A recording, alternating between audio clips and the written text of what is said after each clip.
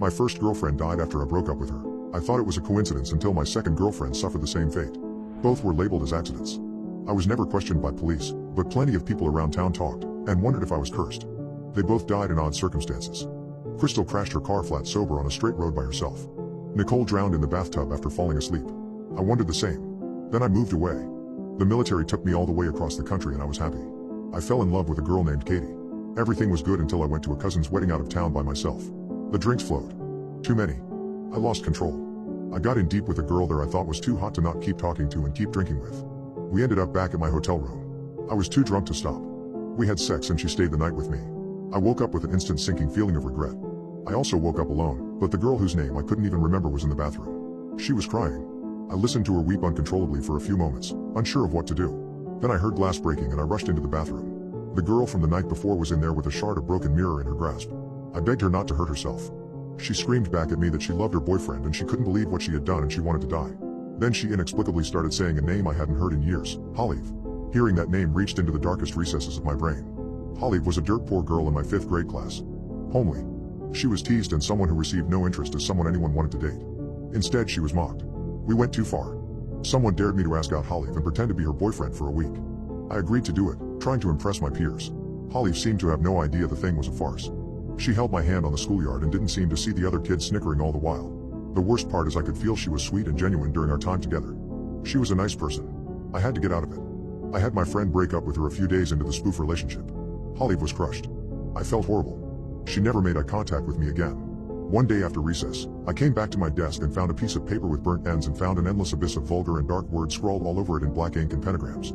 I tried to decipher what it specifically all meant but couldn't. It just said awful things. Embarrassed and guilty, I never told anyone about it or confronted Olive about it. Olive moved away at the end of that school year. One of the girls in the class said she lived near her and thought her parents were deep into the occult, witches, spells, all that kind of stuff. I figured it was BS. It wasn't until I heard the woman in the bathroom screaming out her name that all those scrawled words of hate and love and darkness on that burnt paper Olive left on my desk came back into my head. That dark little girl must have cursed me and any lover that left me. Olive. The word spat out of my one-night stand in the bathroom and snatched me out of my memory dive.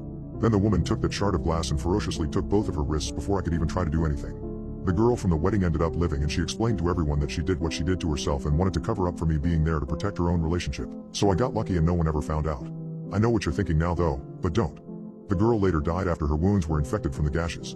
The curse was still alive. I had an easy solution to it all. I was going to marry Katie and stay with her forever.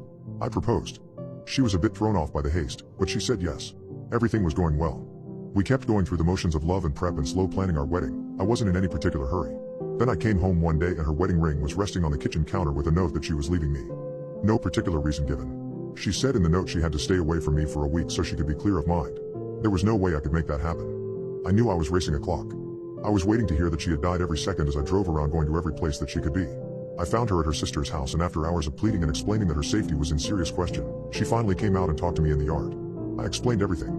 I watched her face convey that she now regretted every single second of our relationship.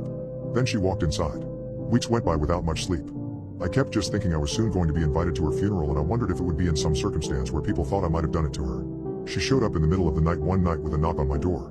I let her in, so happy to see her alive and breathing. She explained she had nearly died in 3 separate freak accidents since she left me. She believed in the curse. She could feel it inside her. She had suicidal thoughts she had never even imagined before. We had to be together. The wedding was back on. Now you're probably wondering, why did that dark little girl who I messed with back in 5th grade do something that ultimately won back the love of my life? Wasn't she now going to kill Katie or something? The thing was my time away from Katie made me realize that I didn't love her. I didn't really miss her and enjoyed my time alone. I thought about my previous, dearly departed partners, and thought I loved them more than her, and I dreamed of a relationship that would truly bring it all together for me. I was cursed with a fake love forever, or I had to be okay with Katie dying. So the fake relationship I pranked that poor girl with in 5th grade meant I was going to be stuck in a fake relationship for the rest of my life. Well played, Olive. I made a deal with the devil to save my life. He took more than I ever could have imagined. When I was in active duty, my unit was deployed far away into the scorching desert. We came under heavy artillery fire seemingly out of nowhere. I remember laying on my back staring up at the sky watching the clouds move as blood choked my last few struggling breaths. My comrade was sprawled on top of me pinning me down, lifeless, with his head resting near my left ear. I didn't have the strength to push his dead weight off and see where my right leg used to be, but I could feel pain reassuring me to no doubt. I was able to barely make out the words that should have been my last, "Please God." The clouds suddenly stopped moving and the noise all around ceased to a deafening silence. I felt a presence around me, ancient and overpowering. Its energy washed over me and commanded all attention of my thoughts, forcing me to utter its name in a blood-spitting gasp. Lucifer, I was barely able to make out. Fear accompanied the utterance of that name in my mind. Like a red carpet it proudly walked on to signify just how you are when you're in that presence. I was his already, and I could feel hell welcoming me like a pack of dogs having fresh meat dangled in front of them. The body of my dead comrade on top of me suddenly started to post his arms and slowly lift his face up eye to eye with me. What used to be green eyes were now black. A soulless pale face gazed at me, but I wasn't staring at the soldier I used to know anymore. I was looking at the fallen angel himself. His presence fills your mind and strangles your thoughts into obedience and attention to him. He'll only let you speak in his presence when he wants to hear you. His eyes stared into mine and studied my memories, like someone flipping through pages in a file folder. His lips weren't moving, but I could hear him in my head whispering, toying with me. He drank in my fear of the torment ahead of me like a fine aged wine, supplementing it with transplanted thoughts of misery and eternal torment. What a sad end to your story. Abandoned by your family as a child. Never loved by anyone. Nobody to remember you. How cruel God can be, don't you think? I heard you call for Father just now, so where is he? The words hissed in my head as if coming from all directions. His black eyes looked around and then back to me, his mouth curved into a slight grin. Maybe he is just busy. Would you like me to give him a call for you? He promised to make the pain stop if I would hear him out. Tears fell from my eyes as I was paralyzed with the ever-encroaching stings and reminders of a limb lost. I agreed, and when he snapped his fingers the pain stopped. When he spoke with his words this time, the hissing went away. It's hard to put human words on the sound of his voice. The best way I can honestly describe it is that it carried a remnant of heaven and former glory, but it still had an underlying tone of the harshness of reality and indifference. This probably won't make sense to anyone, you just had to be there to understand. Life has been unfair to you, hasn't it? I smell no love in you, not a hint nor a tease. What if I told you I can change that? I can give you a life having worth lived, full of riches and treasures. You don't have to die here today, you can live if you so will it. Lucifer unstrapped my combat helmet and stroked my hair in a gentle way. He then reached back and touched the stump where my leg had been. I was assuming you might want that back as well, consider it included. Now, those are your needs, let's talk about mine, shall we? I have a little collection I have been making, a hobby so to speak. I won't bore you with the details, but to complete this little project I need about 15 more pieces to my collection. That's where you come in. I need someone with a specific skill set to work with. I believe I am looking at that someone right now. He took out a lighter and cigarette from his front pocket. He lit it and took a drag, then he put the butt in my mouth so I could have a drag. He was reading my mind exactly. After he took another drag, he continued to speak. Life is all about choices, Will, so here is your most important decision yet. You can take my offer and I will let you live. I will give you a life with worth and purpose. In return, you will help me gather my 15 pieces. If you decline, you will simply die as you were fated.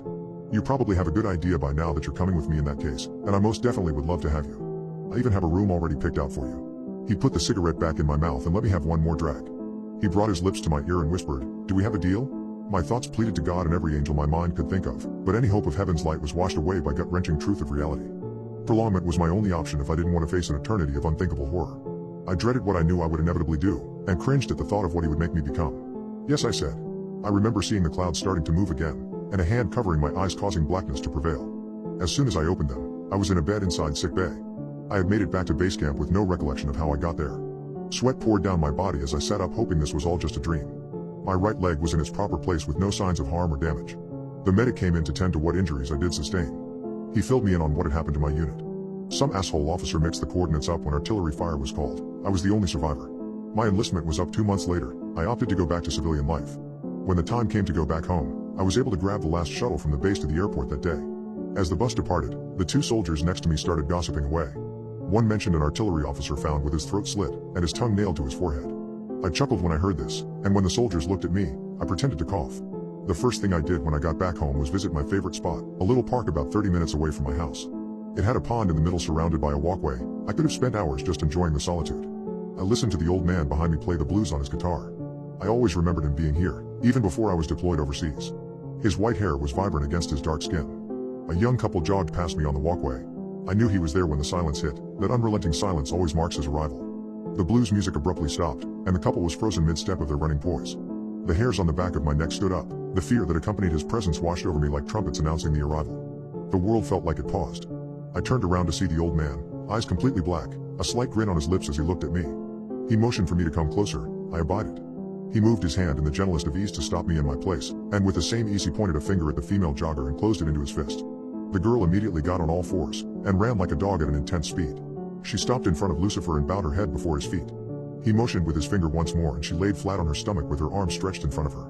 Bones cracked and ligaments tore as her body contorted in a grotesque human chair. I had to turn my head to keep from vomiting. When I turned my head back, I saw her head positioned at the front of the seat.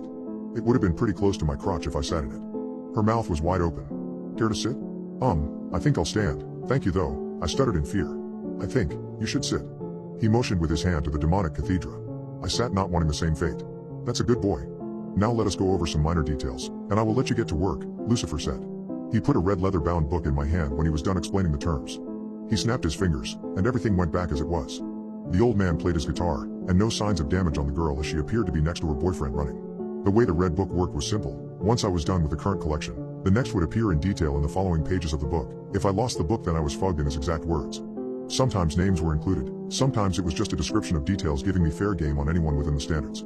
I wasn't given a time limit, I just had to get it done. Preferably before I died, or I was fogged in Lucifer's own words. No hint was given if he actually knew my own expiration date. Even so, I probably wouldn't have wanted to know. Years passed from that point, and I became one hell of a collector, no pun intended. I was never left wanting for money. Assets and cash opportunities coincidentally happened to come my way, signs of a dark figure watching my back. Lucifer didn't visit me after that day for a long time. Occasionally I would get the hint he was watching me after a collection from subtle hints, a red apple tree appearing on the side of the road, a crow coming to my window once in a while, or about 10 birds hitting my windshield head-on while driving. I assumed he was upset about number 7 when the birds actually hit. 7 was the Virgin. I had to use Tinder to collect that piece. I made it quick and painless for her, but the next collection wasn't showing up in the book. I thought back to the conversation in the park and remembered, I had gotten the rules wrong. Number 7 was the only one I had to redo. I had misread the instructions the first time, sodomy after the collection. Lucky for me, no name was ever given for this piece. I shudder to think what would have happened if I fucked up on a specific name wanted. I hated everything that book instructed me to do. The acts grew increasingly heinous each progression. Fear was what kept me running through the tasks. Fear of a dark angel that could make my already sealed fate worse than what it was. Number 14 was Yaza, an escort who fronted as a massage therapist. I had made an appointment to see her in her makeshift office location. I scoped the building well before it was time. I knew every camera location, every corner of the building. I was able to arrive at the location almost a ghost to any means of traceability. I remember when she opened the door, her brown eyes, dark skin, curvy body, she was beautiful, like an Egyptian goddess. I kept myself concentrated so I wouldn't get distracted. I focused on how she had her purse in front of her when she greeted me at the front door, unzipped. She wanted quick reach to the pistol in there in case I got funny. I played along as she asked me a few questions. She had to make sure I wasn't a cop. All I needed was an arm's reach, and she wouldn't be breathing. I took off my shoes and unbuttoned my shirt from the top down. When she turned her back to reach for her cell phone, I asked her a random question to gauge whether she would answer by looking at me or continue what she was doing distracted by her phone while talking. "What's a pretty gal like yourself doing in this kind of work?" I asked. She stared at her phone with her back to me. My hand was on my blade ready for precision to the throat when she turned around to face me. She was out of arm's reach of her purse, and I moved silently behind her, tiptoeing, until I was in perfect reach. "Because I have cancer," she said with her back still to me. Something inside forced me to stop. I paused, feeling confused and shocked. I moved back quick to my original position further away without her hearing me. My mouth was stuck open. Something in me connected with her when she uttered those words. Pictures flashed in my mind of her face in tears as she cut her hair off preparing for the chemo. I could see her falling to her knees in the doctor's office hearing the diagnosis.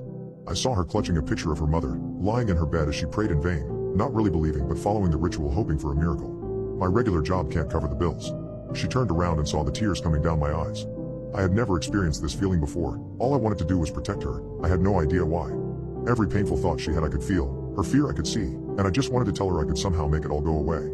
"I'm so sorry, I shouldn't have told you that," she said while rushing to get me a tissue. I took a minute to compose myself and dry my eyes.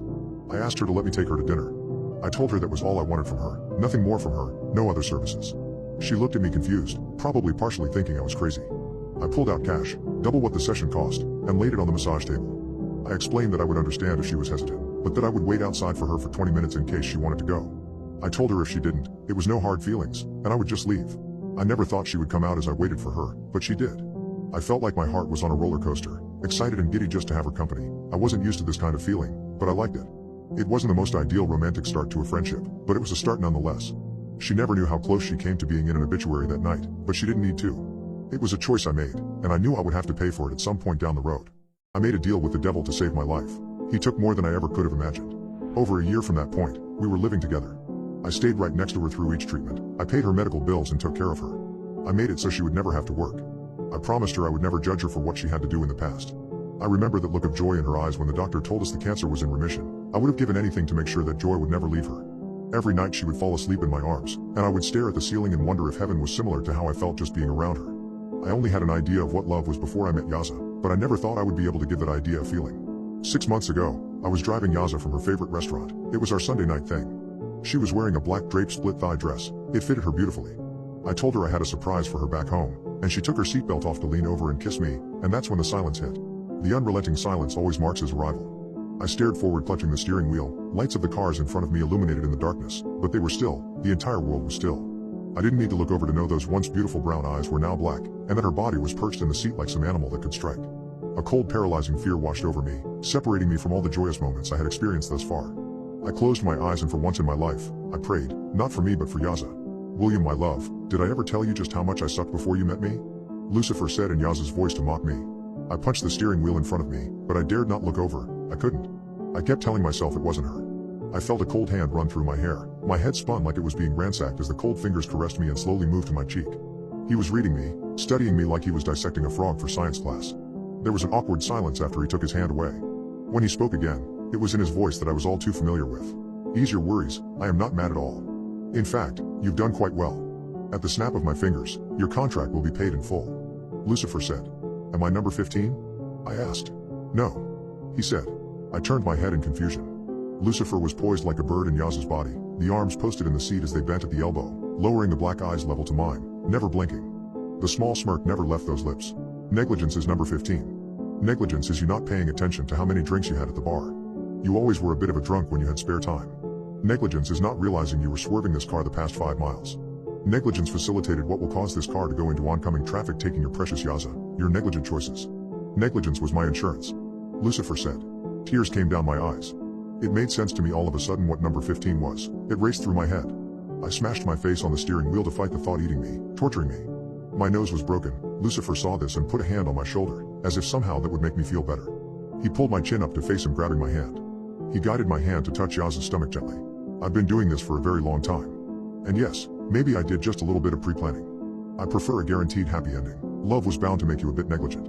Negligent enough to sleep with a former worker without using protection. Oh, how a miracle can grow if you catch my drift. Please, don't make me go through with this. I screamed. If it makes you feel better, look at what I gave you. You didn't even know what love was before I met you. You had no memories worth cherishing. Even your own father disowned you, and trust me, I can sympathize with what that feels like. Without cherished memories, you have nothing. I gave you a life worth having lived, and the kind of life you can hope for maybe again one day. It doesn't make me feel any better, I said as I punched the steering wheel. If that doesn't make you feel better, at least you weren't negligent enough to lose the red book. I'd have ripped your limbs while making you watch Yaza get raped if that happened. It's just my personal policy. Now I must be going, but do take care of yourself out there. If you ever wish to do business again, I give repeat clients top priority." It happened all so fast when he snapped his fingers. The sound of crunching metal that followed still haunts me to this day. I lost everything in that wreck, everything that mattered to me. I was dazed and hurt from the wreck, but still functional. I was able to take limp over to Yaza's body. It had been flung through the windshield on impact. I had the diamond ring in my pocket, the present I was going to give to her that night. I was going to ask her to marry me. I slipped the ring onto her lifeless finger and kissed her forehead for the last time. I hobbled away into the night, not knowing where I was going or what I was going to do at that point. It's been 6 months since that night, the conclusion of my dark business to one deal, but also the start to another. Once you do business with one dark entity, others tend to follow. You open yourself up like a gateway. My existence was no longer natural the day I took a deal to live when I was slated to die. I should be dead, but I live vulnerable to everything beyond holy. There is no sympathy from God coming to me anytime soon. Lucifer isn't the worst you can run into. Trust me, there are far worse. There is a place for people like me, people who have done so many dark deeds that the future can only hold a sequence of dark fates. It's called the sanctuary, a neutral point where one can find a certain existence that harbors the closest thing to a second chance a guy like me could ever hope for. It's nothing pleasant, a hell unto itself. It's a kind of El-Ray if you can understand what that means. If you do, then we have the same taste in movies. What it offers is prolongment, and sometimes the prolongment itself may be the only relief I deserve, but it's better than nothing. Inside that prolongment, maybe just the time to think about Yaza and what could have been might be all I will ever get, but if there was a way to find her or be with her, this is the only place that would be possible. That's where I'm going, and I found out just exactly what is required to get in. To anyone who has read up to this point, you are probably wondering why I would post this series of events that most would keep to themselves. There is a reason, and to the one reader I hope is seeing this is for you, an answer to the why you will ask yourself when you see me. The requirements to get into the sanctuary are not so easy. It's people with my skill set opting for acceptance, and they will put you to the test to see how serious you are. I have all the requirements needed except one in particular, and that last piece missing is a frequent reader to this forum. I am posting this as a formal apology because I won't have the time to explain anything once you meet me. In fact, there will be no talking between us. As to the why, you will wonder as you wake up paralyzed in your bed unable to move. It's for my chance at that little bit of hope that Lucifer gave me. The sanctuary requires someone with certain features, traits, personality and accomplishments. You just so happen to have them. What I will inject in you as you sleep will paralyze you, but it will also numb any pain you would normally feel. I'm not that cruel to make you feel what I have to do. You will see me in the corner when you wake, but once again, you will not be able to move. You will be scared, that I can't do anything about, so I apologize for that. You will see me lay out my instruments next to you, and I will begin taking what I need from you. You will be alive for a good portion of it, but by the time I get to your reproductive organs, you will most likely be dead, so no worries about that. What you give me will be preserved and taken to the induction committee for final acceptance. Nobody will find your remains as violated as they will be. I will make sure they are disposed of properly and never found, as I am quite good at this kind of thing. I hope this gives you some kind of closure as to why it will happen to you. I am sure you will still be mad however, and I am sympathetic to that. Life is a bit unfair in my experience. I do have one thing to tell you that might give you something to look forward to. As you lay dying, you might feel as if the world has stopped, and everything is still. You might notice my eyes go black, being radiant even amongst the darkness that would normally cover them from sight. You might hear a hissing greeting in your head, or you might feel the cold touch of fingers through your hair. If that happens, then you will no longer be looking at me. You will be looking at Lucifer himself, and he will most likely be willing to make a deal with you. If you harbor a grudge to me, maybe you can get him to include me on your task list you will inevitably get should you take his offer. It's just something for you to think about. I will see you soon. I catfish a different girl every night for my own amusement. You f-king creep. She screamed. I just sat there, staring at the glass of water in front of me. I was used to this type of thing by now. Things always ended up like this anyway. Ugh, you know how freaking long it will take me to get back home? Yes. Not even gonna say anything? You play it all nice and smooth with that fake picture of yours, saying you're going to meet up with me here and now you don't even have the balls to speak up? You pathetic loser. She even grinned for a moment as she threw the insult at me. Another customer of the small dinner got up. He was an older man. His attire screamed blue collar. Now, young lady, what's going on here? That freak over there pretended to be someone else. He called me all the way out here on a date and, God, how'd I be so stupid? His eyes wandered from her to me. They weren't compassionate anymore, no. Now they showed nothing but contempt. Well, young man, you've got some explaining to do. I still stared at the glass of water. My throat felt like it was clenched shut. Hey, I'm talking to you, he yelled at me. By now, the whole place stared at the awkward scene with me right in the center. I started but broke up. Too embarrassed to even speak, eh? Once more, I couldn't find the words. Yes, sorry mom, it's gonna be at least another hour. No, I'm fine, just some weirdo. No, I didn't see Anna today. What? No, it's alright, I'll just take the train. Yes, I'm on my way. I listened to each of her words and smiled. At least an hour, good, I thought. Now what are you smiling about, boy? The blue-collar man still didn't let off. Finally, I pushed myself past him, and awkwardly made my way to the door. What was that all about? I heard a young woman whisper to her friend. Guess he catfished her or something? Ew, that's so creepy. I didn't listen to their words. They didn't know a damn thing. Why did you hurt mommy? What? The hell are you talking about, pipsqueak? I saw it, you hit her, and she was crying. How the hell would you see something like that? I didn't even see his slap coming. He stared down at me, his eyes furious. Linda, did you tell the boy? No, of course not, why'd I ever? Ugh, shut up. I still lay on the floor, my face hot with pain. I listened as Dad got up and made his way to the kitchen. I jerked away in my seat. The old lady opposite me looked over before she mumbled something to herself. Why'd I remembered something like that now, damn it? Now where am I wondered? As I stared outside and read the name of the station, I sighed. It would still be another half hour before I'd be home. I checked the time on my phone again and saw that it was already 11 in the evening. Shit, and I got an early shift tomorrow. Work was hard that day. I'd barely gotten 5 hours of sleep, and it was the busiest time of the year.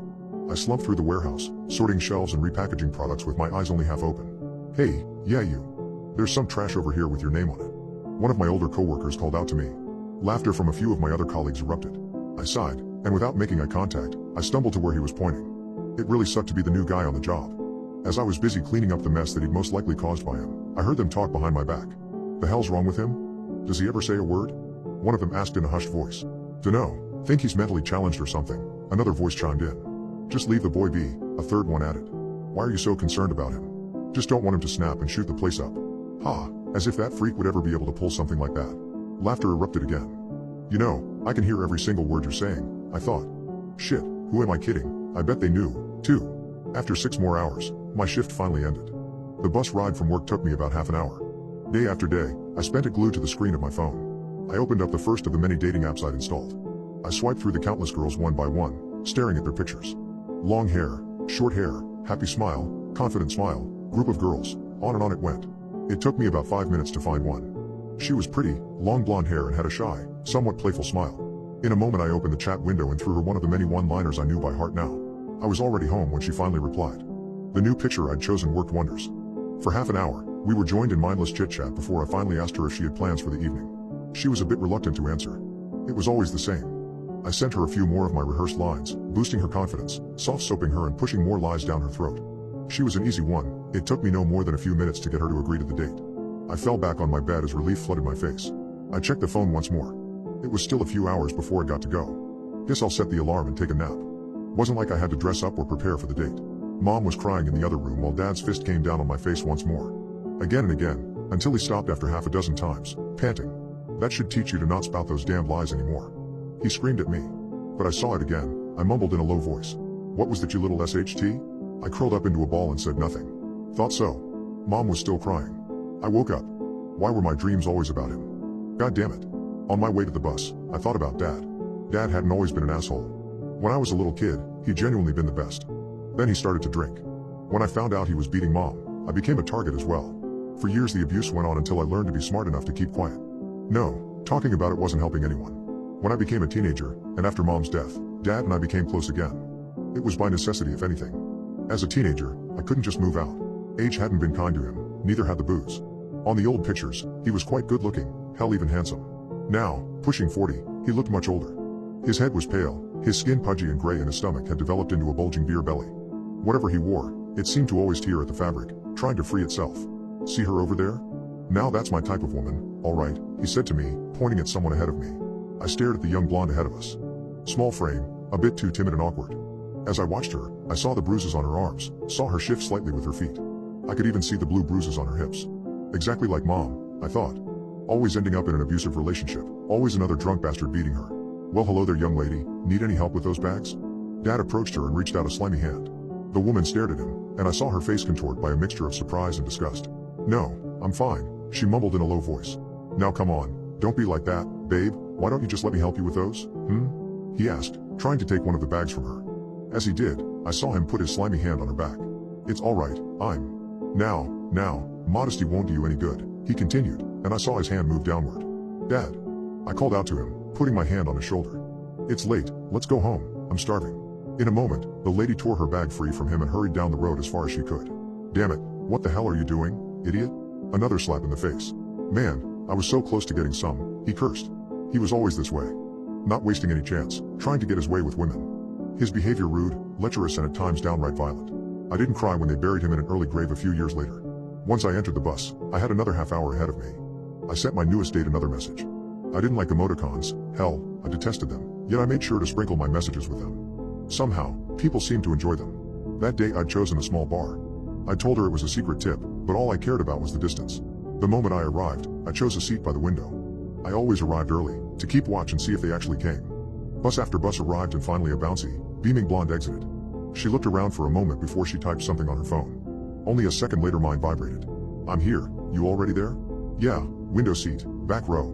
I saw her enter, saw her look around. The place was half empty. Her eyes noticed me. At first, she looked away, but then her eyes focused on me again. I don't see you. Yes, you do. I lifted my face and gave her an awkward smile before I looked away again. It wasn't long before I heard the click-clack sound of her heels as she approached me. When I looked up again, the smile on her face had vanished. Who are you? I'm Damien, I mumbled. What the hell? No, that can't be. Your picture, she toyed around with her phone, and after a short while, she held it to my face. That's not you, is it? I said nothing. Instead, I kept my head low. The few other guests were already staring at me. Hey, say something. Is this a freaking joke? The rest of the evening played out like the last one. As I stumbled out of the bar, I looked at her picture once more and smiled. In my mind, I saw her sitting on the bus, fuming, hurrying home and falling asleep, still angry about the whole thing. I smiled again. Work was slow the next day, allowing me to steal away every once in a while. For a few minutes at a time, I scanned profiles. I noticed her instantly. Short brown hair, cheeky smile, tank top. We hit things off well enough, but she was a tough one. She was cheeky alright, calling out my lines and bluffs one after another. Still, the picture I used did the trick, and she finally agreed to meet up with me. The rest of the shift passed quietly. A few of my coworkers noticed my happy expression, which prompted a few more insults. I couldn't care less. Once I arrived at the small restaurant I'd chosen, I decided on a window seat once again. The waiter came again and again, and by the third time, he started to get pushy. In a low voice, I ordered a drink. I scanned the street, but there was still nothing. I opened my phone and sent her yet another quick message. Hey, where are you? Sorry Romeo, went out with a few friends today. I stared at my phone with a deep frown. Shit, she wasn't coming, was she? I cursed to myself. Where are you going? I asked her. Timbers. It's great, why don't you come by later? I opened Google Maps in a moment. Timbers, a bar in the freaking center of town. I got up and left. Once I stood in the open street, I opened the app once more, staring at her picture. I was antsy when I entered the bus again. I couldn't let it end like that. This was not how things were supposed to go. It took the bus almost half an hour before it made it to the city center. The whole time I was nervous, shifting in my seat. Every once in a while, I stared at her picture, taking in as much as I could about her. Before the bus had even rumbled to a stop, I was at the door, hitting the stop button. Now where the hell is it? I hurried down the street into the direction Google Maps told me, but there were too many damn clubs and bars around. Then I saw it. The bright neon sign of the small bar named Timbers was only 100 meters ahead of me. I was in a minute later. The bouncer eyed me for a moment before he shrugged. My eyes wandered over the guests. Shit, it was way too damn late already. Would she even still be here? To make things worse, the place was packed. I shuffled through the guests and earned a few angry stares from people, but I went on. Finally, my eyes grew wide. Short brown hair, cheeky smile, and a tank top like the one in the picture. When I saw the guy sitting next to her, his arm around her shoulder, I frowned. I catfish a different girl every night for my own amusement. I pushed my way back to the bar and ordered myself the cheapest cocktail they had. Then I made my way back towards them. I watched him as he whispered in her ear. I saw how he rubbed her upper arm and inched in closer. She giggled, yet when he tried to kiss her, she turned away and whispered something in his ear. She was cheeky. The guy however grinned, and when I saw that, rage exploded in my mind.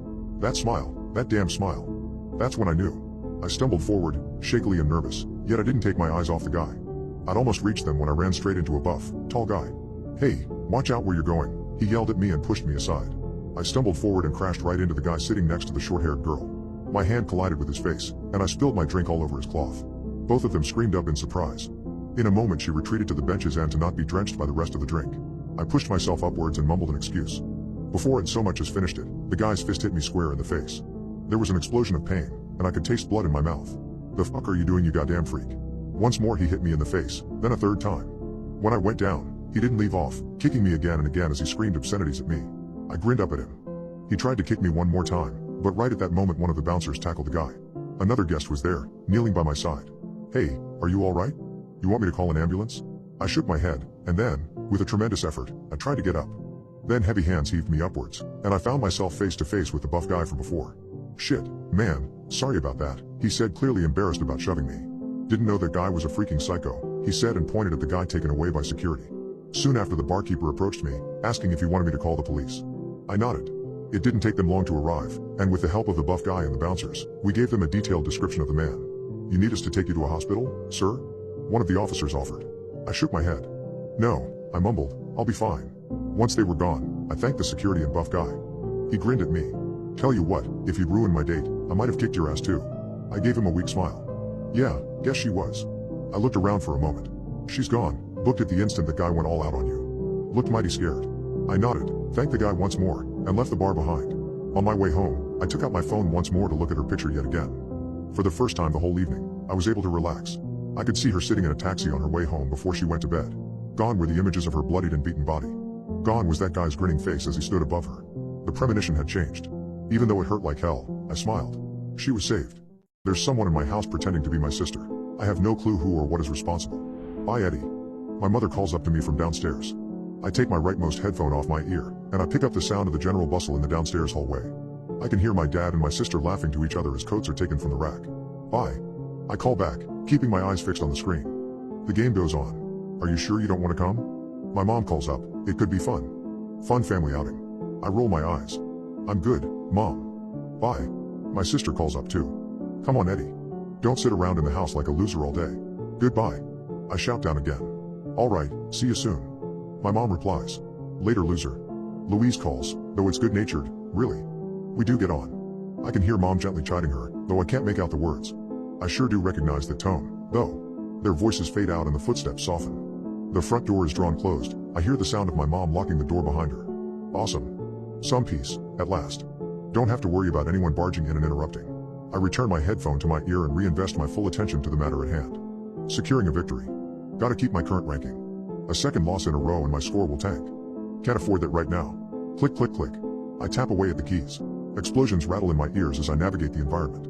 Fully engrossed, muscle tensed as I do my best. At last bringing the round to a close. I clap my hands in victory and lean back, the chair squeaking as I do so.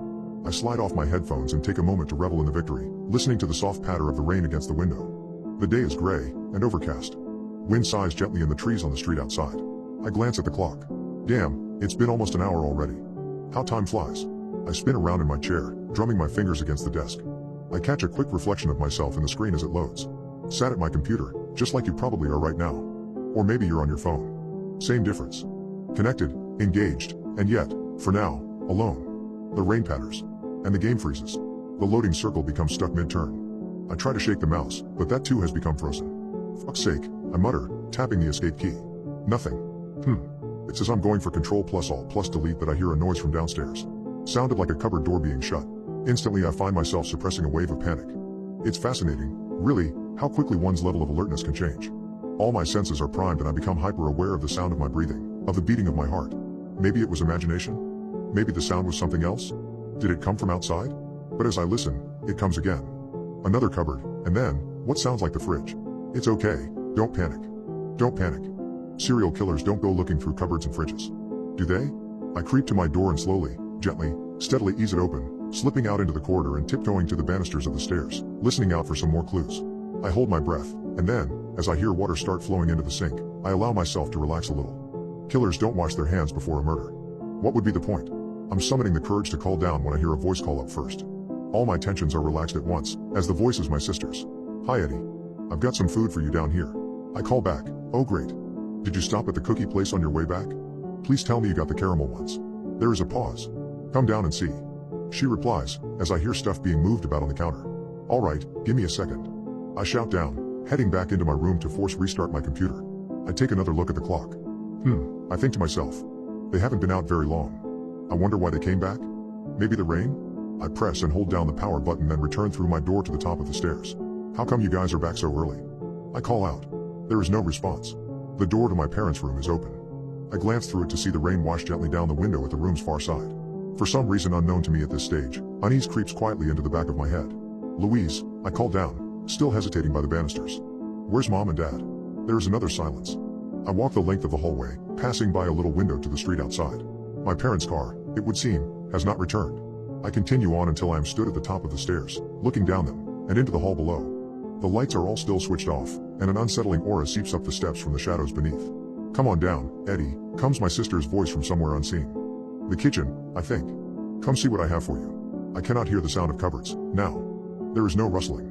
No movement of any objects or bags or jingling of keys. My sister finishes speaking, and then there is silence. Silence, and the gentle patter of the rain. My hands, I realize, are sweating. What the hell is this? I think to myself. Eddie, come on man, just pull yourself together. But something compels me to remain where I stand. Some unseen force keeps me from taking a step down onto the stairs and descending to the bottom floor. Louise, I try to call back, but my voice fails me. It does not project the way I intended. I clear my throat, though my mouth has dried. The sensation is an uncomfortable one. Eddie, comes the reply. Eddie, come downstairs. When did you get back? I manage to call down. Where's the car? Silence. Louise? I call down again, unsure of what else to say. And then, a moment later, from around the corner, my sister walks slowly and deliberately into view. She stops at the bottom of the stairs, still shrouded in shadow, and she looks up to me. We hold each other's gaze for a moment, her at the base of the steps, and I at the top. She does not speak, and her expression shifts to a wide grin. Her teeth appear very white in the darkness. She makes a quick motion with one of her hands. Follow, is the implication, and then she turns, and walks slowly back to the kitchen, out of sight. It is not until I cannot see her that her voice comes again. Come on, Eddie. Come and see what I have to show you. The hairs on the back of my neck all raise in cold alarm. I do not follow. With my jaw clenched and blood frozen in my veins, I make a hasty retreat to my room where I close the door shut, perhaps just a little too quickly. The thud of the door going into its frame reverberates around the walls. Less than 1 second later, in that exact same instant, I hear the unmistakable sound of something barreling up the stairs. Knocking carelessly into the banisters with rapid, ascending creaks and clamoring. I cry out loud in terror, and with a surge of adrenaline I grab hold of my chest of drawers. I haul it across the floor into place, blocking the door. My potted plant falls and lands with a dull thump by my feet, soil spilling out across the carpet. My heart hammers in my chest as I stare at the door, tensed and waiting for the handle to start rattling. Waiting for something to throw itself against the door from the opposite side. My sister? But none of those things happen. The minutes tick by, excruciatingly slowly. The sounds of the sudden race up the stairs ended as quickly as they began, and with the utmost caution, I tentatively press my ear against the wood. Listening, breathing deep. Straining to hear for any sign or clue as to what the freak is going on. Open the door, Eddie, my sister's voice whispers from the other side. I leap back from the door in horror, fumbling around on my desk for my phone, too afraid to look away. I grab it and tap in the passcode, my shaking fingers failing the password the first time. And the second. The thing on the other side of the door does not knock. It does not try to force its way in. It only repeats itself. Eddie, stop screwing around. Open the door and let me in. I have something to show you. I try to call my mom first. I bring the phone up to my ear, shaking. The line is engaged. Fuck. Come on, Eddie, open the door. I want to show you something. Louise. I reply at last, my voice trembling. You're freaking me the fuck out. If this is a prank, just stop, okay? Just stop. Open the door, Eddie. Open up and let me in. You need to see this. Please, come with me. Please, if it's a prank, I forgive you. Just stop messing with me. Silence. And then, just come downstairs. You need to come downstairs with me. Just follow. Screw this. Next up, I call the police. An overreaction, perhaps, but better safe than sorry. The tone sounds through the phone. There's a click. Then, 911. What's your emergency? I take a deep breath. Hello? 911 comes through the phone. There's an intruder in my house. I whisper at last, as quietly as I can. Though evidently my sister hears. Her voice has risen in pitch. I don't think she likes this development. Eddie, you need to open the door. Let me in. You need to open the door. You need to open the door. Let me in. This is really important. Really important. Something about the way she says those final words sets my teeth on edge. It wasn't slurred, as such. Just, ugh. I don't know how to describe it. As if the muscles for her speech, I guess, were getting tired. But despite my fear, I do my best to ignore her, and I provide my details to the person on the line. The rain starts hammering down against the glass, and the wind picks up too. Okay, sir, they say after I have told them my location. A car will be with you shortly. Please, stay on the line. I do so, keeping as far away from my bedroom door as I can, terrified that at any moment the person with my sister's voice is going to barge through. Eddie. She shouts, making me jump. Eddie. You need to let me in. You need to come with me. I swear that I hear a car drive past outside, and I turn to look through the rain-washed window. And as I do so, my heart nearly stops in my chest. Down there at the side of the road, standing in the rain and looking up into my window, right at me, is my family.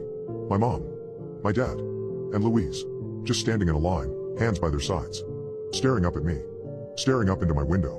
And they are all smiling, all grinning that same, chilling grin, looking up at me, unblinking. The police arrived about 10 minutes after that, and they had a hell of a time calming me down. I never heard my sister leave from behind the doorway, though the officers didn't find anyone, even after a thorough search of the house. My family outside vanished after I briefly turned away. 1 minute they were there, and the next, gone. My mother nearly had a panic attack of her own when she came home to find cop cars parked up outside. Louise had no idea what the hell I was talking about, none of them did, and she insisted she wasn't playing any kind of prank. She can be annoying at times, but still, I really can't see her doing anything like this. I can't see any of them doing something like this. I had to wait to see their mouths move in time to their speech before I could even begin to let my guard down. Also, it's been about a month since this incident. I have a lock on my door, now, and I haven't seen or heard anything quite so terrifying since. But I still get angsty at night, and hell, who wouldn't? And I tell you what else, too. When my family are heading out and they ask if I want to go along. These days, I say yes. It started as harmless texts. What happened next was worse than I could have imagined. The text was from an unknown number. It was a harmless enough message, so I simply blocked the number and went on with my day, quickly forgetting about it. Hey, this time it was an email. The sender's address was a long string of random letters and numbers. I paused, remembering the text I received the week prior and wondering how this email got through the filters. I reported it, blocked the email address, and once again pushed it from my mind. Hey. A few days later I got another message.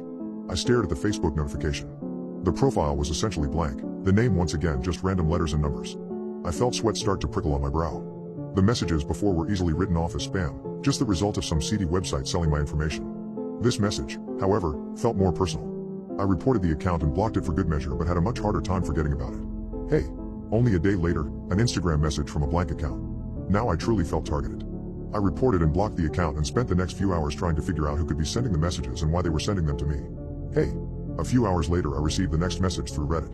With Facebook and Instagram both linked to my name, I could see someone tracking me across both platforms, but this was something else. I had no idea how they could have found my profile, let alone identified it as me. Hey. Discord, and I was now sure I was being stalked. But what could I do? Report it to the police? No crime had actually been committed, just a series of innocuous, albeit creepy, messages. Hey. I started seeing it everywhere, in my real life, all throughout my day. I could no longer just report and block out the dreaded messages. Hey. I saw a billboard on my way to work boldly declaring that one word. Hey. Next was a flyer on a telephone pole with those 3 letters. Hey. A note slipped in my mailbox. They know where I live. Hey. Sidewalk chalk along my driveway. Hey. Spray paint on the side of my house. Hey. Scrawled across my bathroom mirror. I knew the next time would be worse. Hey. I woke up in the middle of the night to the feeling of something in my mouth. Rolling over I gagged and tore it out with my fingers. It was a slip of paper, neatly rolled up despite my saliva and grabbing. "What do you want?" I screamed desperately into the darkness. "Hey," the darkness whispered back.